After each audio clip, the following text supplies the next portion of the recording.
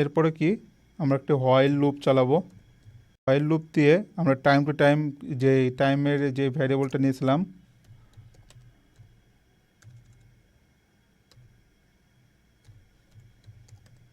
এই ভ্যারিয়েবলটা এখানে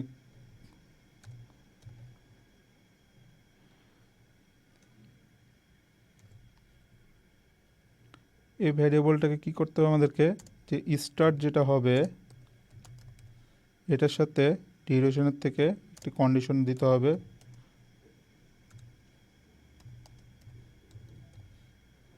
ডিউরেশন থেকে ছোট যেন হয়। এরপর আমরা কি করব, কারেন্ট টাইম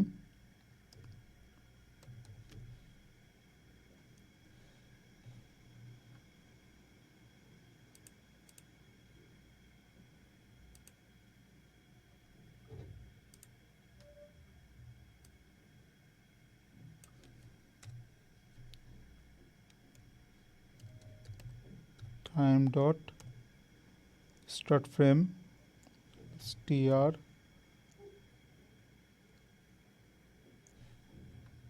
শিফট টাইম দিতে হবে। দিয়ে আমাদেরকে একটি লজিক পুশ করতে হবে, কোনটা পার্সেন্টেজ এইচ পার্সেন্টেজ এম এবং পার্সেন্টেজ এস। আমাদেরকে এখানে সিঙ্গেল কোটেশন দিতে হবে, ডাবল কোটেশন না।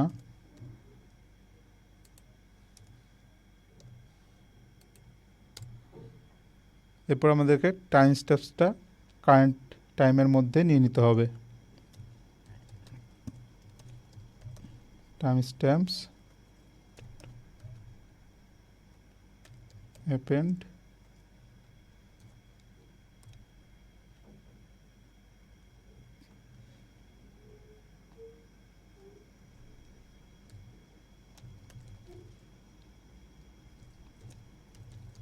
কারেন্ট টাইমের মধ্যে এটা আমরা নিয়ে নেব।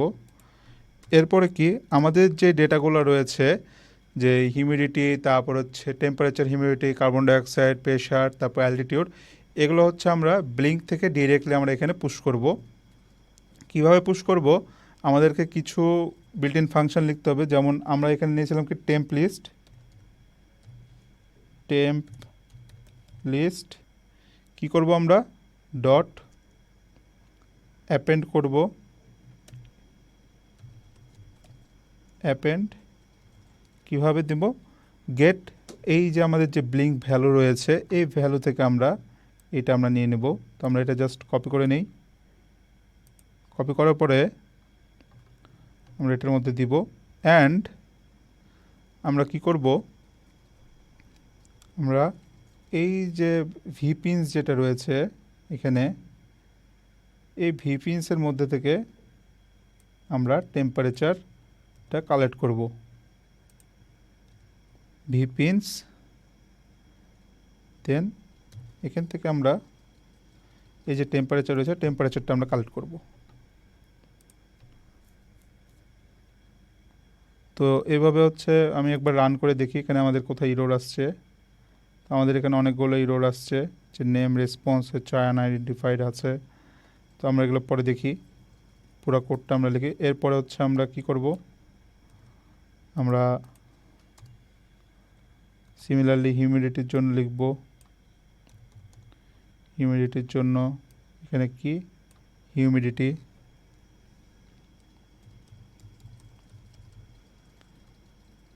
তারপরে হচ্ছে প্রেশার,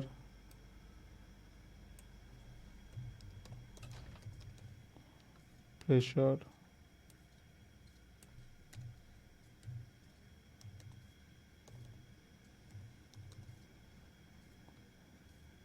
নিয়েছিলাম। এরপর হচ্ছে অ্যালটিটিউড, অ্যালটিটিউড লিস্ট এখানে দিয়ে দেব। কি নিয়েছিলাম আমরা, অ্যালটিটিউড।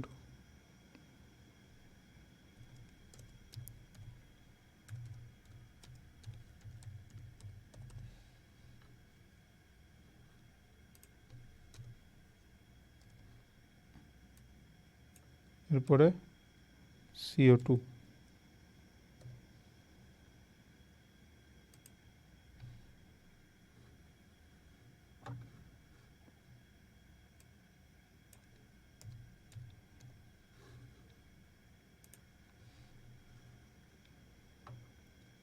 তো আমরা হচ্ছে এখান থেকে ভ্যালুগুলো হচ্ছে রিকোয়েস্ট করলাম। এই থেকে হচ্ছে আমাদের যে ব্লিঙ্ক যে সফটওয়্যারটা সার্ভার রয়েছে, সার্ভার থেকে ডিরেক্টলি হচ্ছে আমাদের এখানে পুশ হবে।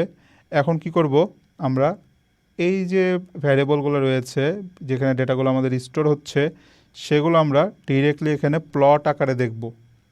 তো সেই জন্য আমাদেরকে কি করতে হবে, আমরা তো প্লটের জন্য এখানে লাইব্রেরি ইম্পোর্ট করে নিয়েছি। আমাদেরকে এখন কি করতে হবে, ওগুলো ডিক্লেয়ার করতে হবে লাইব্রেরির মধ্যে থেকে। তো PLT দিয়ে হচ্ছে প্লট বোঝাই, দেন CLF দিয়ে আমরা এটাকে ক্লিন করে নেব প্রথমে। তারপর প্লট, আমাদের যে এক একে যে প্লটগুলো রয়েছে সেই প্লটগুলো এক একে ডিফাইন করব আমরা। তো PLT ডট প্লট, এই যে আমাদের দেখুন অটোমেটিক চলে আসছে এখানে। তো আমরা জাস্ট ইয়েস দিয়ে দেবো এখানে।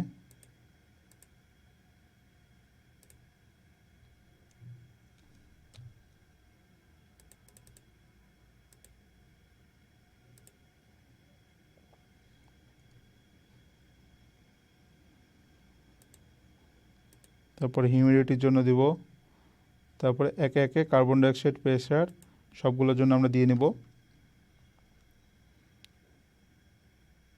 এরপরে আমরা এটাকে লেবেল করে নেব। তো কি লেভেল, আমাদের এক্স টাইমের ভ্যারিয়েন্টে তো ডাটাগুলো হচ্ছে আমাদের পুশ হবে যে কখন কোন ডাটাগুলো আসছে, তাই না? তো আমরা হচ্ছে আবার PLT নিয়ে নেব, PLT ডট এক্স লেভেল করব আমরা, যে টাইম এবং ভ্যালু।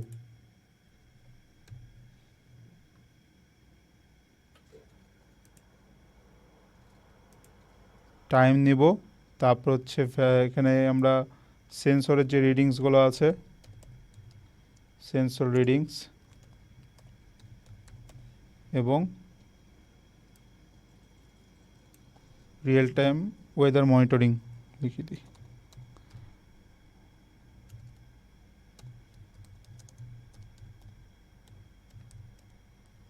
Weather monitoring.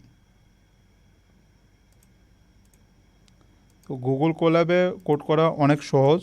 এখানে অনেক কিছুই হচ্ছে আপনাকে সাজেশন দেয়, সেক্ষেত্রে আপনাকে অনেক কিছুই নিজে থেকে না করতে হয় না, জাস্ট জানলেই হয় যে কোনটা কিভাবে কাজ করে। অটোমেটিকলি এটা হচ্ছে জেমিনাইয়ের সাথে কানেক্টেড, তো অটোমেটিকলি সে সাজেশন দিয়ে দেয় যে পরবর্তী কোডগুলো কিভাবে কি হবে। আপনারা দেখতেই পাচ্ছেন কিভাবে হচ্ছে এটা।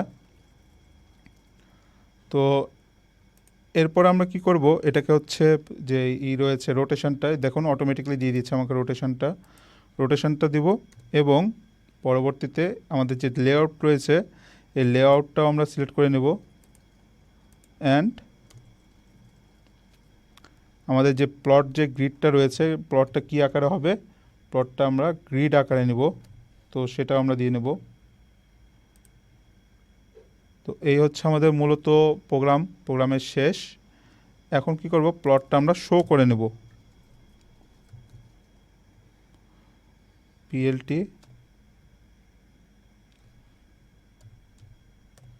শো দিয়ে ফার্স্ট ব্র্যাকেট দিয়ে নেব। এখন চলুন আমরা রান করি এটা।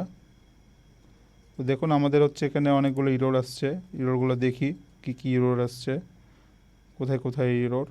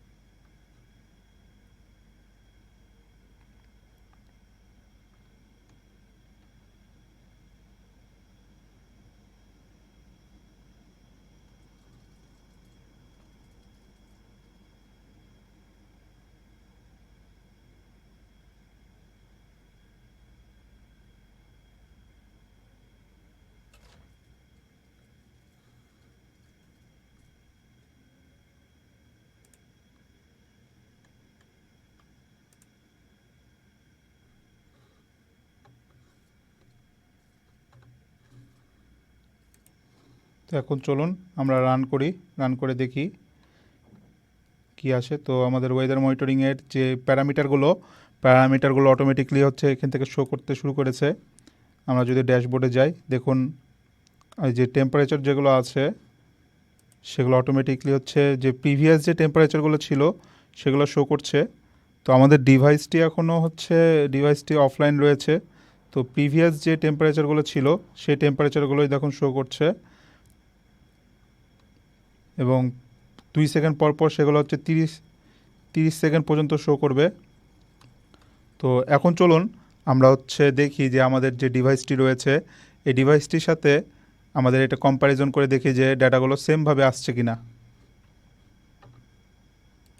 তো দেখুন আমাদের হচ্ছে যে ডিভাইসটি রয়েছে এখানে, এই ডিভাইসে হচ্ছে temperature 24 degree 24.7 degree Celsius, humidity 41%, তারপরে প্রেশার দেখাচ্ছে 995 হেটারোপ্যাসকেল, অ্যালটিটিউড হচ্ছে 150 মিটার, এবং এয়ার কোয়ালিটি দেখাচ্ছে কি 1500 বা 1494, এবং রেইন ক্লিয়ার দেখাচ্ছে। তো এখন আমি যদি নর্মালি আমাদের ব্লিঙ্কে যাই, ব্লিঙ্কে দেখুন এটা আমাদের কিছুক্ষণ আগে অফলাইন ছিল, এখন অনলাইন হয়ে গেছে। এখন যদি সিম্পলি আপনারা দেখেন আমাদের এই যে এখানে যে ডেটাগুলো রয়েছে এই ডেটাগুলো আর হচ্ছে এই ডেটাগুলো কিন্তু সেম, একবারে রিয়েল টাইম মনিটরিং হচ্ছে। এখন আমরা দেখব এই ডেটাগুলো আমাদের যেই প্লট রয়েছে প্লটে আমাদের সেমভাবে শো করছে কিনা। তো সিমিলারলি আমি কোডটা আবার রান করে দেখি। তো দেখুন আমাদের হচ্ছে এখানে দেখাচ্ছে যে রেড কালার যেটা রয়েছে সেটা হচ্ছে প্রেশারটা রয়েছে দেখুন 1000-এর কাছাকাছি। আমরা যদি এখানে দেখি যে হচ্ছে প্রেশারটা রয়েছে 1000-এর কাছাকাছি। এরপরে যদি দেখি যে গ্রিন কালারটা হচ্ছে কার্বন ডাইঅক্সাইডটা রয়েছে 1400-র উপরে, 1411। দেখুন কার্বন ডাইঅক্সাইডটা রয়েছে 1400-র উপরে। এরপরে কি রয়েছে, অ্যালটিটিউডটা রয়েছে হচ্ছে 150-র মধ্যে, দেখুন 200-র নিচে আছে। তারপর রয়েছে টেম্পারেচার এবং হিউমিডিটি। তো দেখুন এটা হচ্ছে প্রতি 2 সেকেন্ড পর পর করে আপডেট হচ্ছেই। তো আমি যদি এখানে আমাদের এটা টোটালি 30 সেকেন্ড পর্যন্ত এটা হচ্ছে ডিউরেশন রান টাইম রয়েছে। এখন যদি আমি এখানে সেই হচ্ছে 1 মিনিট মতো দিলাম, 1 মিনিট দেওয়ার পরে এখানে কি করলাম, আমি প্রতি 2 সেকেন্ড পর পর হচ্ছে আমার ডেটাটা রান হবে, মানে এক্সিকিউট করবে। তো দেখুন 2 সেকেন্ড পর পর হচ্ছে সে দিতেই থাকবে। দেখুন 2 সেকেন্ড পর পর সে আমাদের যে ডেটাগুলো রয়েছে ডেটাগুলো আসতেই আছে। আপনারা চাইলে দেখতে পারবেন। দেখুন আরও একটি ডাটা চলে এসছে, এভাবে দেখুন আসতেই আছে। কিন্তু আগে দেখছিলেন যে 3 সেকেন্ড পর পর আসছিল, কিন্তু এখন অটোমেটিকলি আসতেই আছে, আপনারা দেখতে পাচ্ছেন।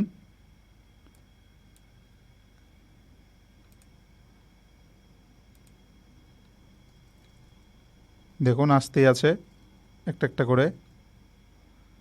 এই যে আরও একটি আসলো। দেখুন এখানে অনেকগুলো প্লট চলে এসছে। তো এইভাবে হচ্ছে আপনারা চাইলে ডিরেক্টলি ব্লিঙ্কের যে ডেটাগুলো আছে সেই ডেটাগুলো হচ্ছে আমরা ডিরেক্টলি গুগল কোপাইলটে হচ্ছে ডিরেক্টলি শো করতে পারি। এছাড়াও কাস্টম সার্ভার যেগুলো আছে, কাস্টম সার্ভারের মাধ্যমে ডেটাগুলো আমরা শো করতে পারি। এখন আজকের হচ্ছে আমরা এই পর্যন্তই আমাদের ক্লাস, যে আমরা আপনাদেরকে দেখালাম যে গুগল কোল্যাবের মাধ্যমে কি করে কোড করতে হয়, কিভাবে হচ্ছে আমরা ডেটাগুলো শো করব, কিভাবে ব্লিঙ্ক থেকে বা থিংসপিক থেকে ডেটাগুলো নিয়ে আসব, সেগুলো দেখালাম। এখন আপনাদের মধ্যে অনেকের কোশ্চেন আসতে পারে যে হচ্ছে ভাইয়া পাইথনগুলো হচ্ছে এগুলো তো কোড আমাদের কাছে নতুন, আমরা কিভাবে কি শিখব। আপনাদের ঘাবড়ানোর কোনো বিষয় নেই, আপনারা জাস্ট W3 স্কুল পাইথন লিখে সার্চ দিবেন। এখানে A to Z টিউটোরিয়াল রয়েছে, কিভাবে হচ্ছে আপনারা ভ্যারিয়েবল ডিক্লেয়ার করবেন, কিভাবে হচ্ছে ইফিলসের কাজগুলো করবেন। দেখুন ইফিলসের স্টেটমেন্টগুলো সব কিছু দেওয়া আছে, কিভাবে লুপ ক্রিয়েট করবেন, এরপরে হচ্ছে অ্যারে কিভাবে ক্রিয়েট করবেন, এখানে সব কিছু দেওয়া আছে, জাস্ট আপনারা বেসিকটা জাস্ট দেখে নেবেন। পরবর্তীতে আমি আপনাদেরকে ডিটেলসে এই জিনিসগুলো দেখাবো। আজকের ক্লাসে হচ্ছে আমরা এই জিনিসগুলো দেখলাম যে কীভাবে ভিজুয়ালাইজ করতে হয়। এরপরের ক্লাসে আমরা দেখব এই যে আমরা যে ডেটাগুলো রয়েছে এই ডেটাগুলো দিয়ে আমরা কিভাবে একটি রিয়েল টাইম প্রেডিকশন কিভাবে করব, জাস্ট লাইক হচ্ছে বৃষ্টি হওয়ার সম্ভাবনা কেমন হবে, বা হচ্ছে টেম্পারেচার, আগামীতে টেম্পারেচার কেমন হতে পারে, আগামীতে হচ্ছে বাতাসের ধূলিকণার পরিমাণ কেমন হতে পারে। এই জিনিসগুলো আমরা মেশিন লার্নিংয়ের মাধ্যমে প্রেডিকশন করব আগামী ক্লাসে। তো আজকের ক্লাসটি এই পর্যন্তই। ধন্যবাদ।